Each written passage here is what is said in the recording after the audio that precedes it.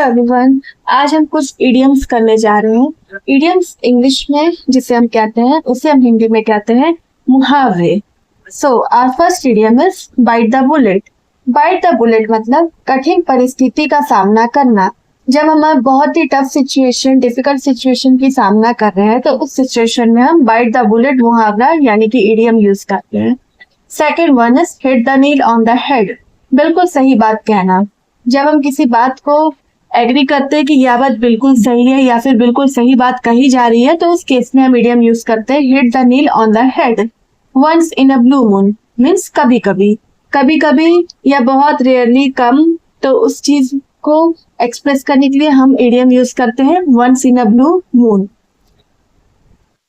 Our next vocab is the ball is in your court. अब तुम्हारी बारी है फैसले लेने का।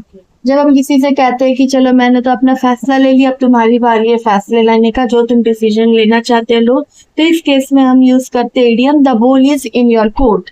इन हॉट वाटर मुसीबत में होना। जब हम बहुत ही मुसीबत में होते हैं, परेशानी में होते हैं, तो उस केस में इडियम हम यूज कर सकते हैं in hot water. Beat around the bush बातचीत घुमा फिरा कर कहना। जब कोई बातचीत सीधी तरह से ना बोलकर घुमा फिरा कर बोला जा रहा है तो उस केस में हम इडियम यूज करते हैं beat around the bush. Our next idiom is actions speak louder than words।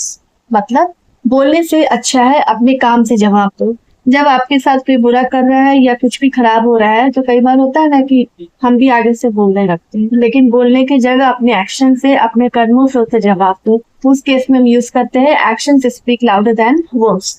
Throw in the towel यानी कि हार मान लेना। जब आप गिव अप कर देते हो, हार मान जाते हो, तो उस केस में हम इडियम यूज करते हैं थ्रो इन द टावल।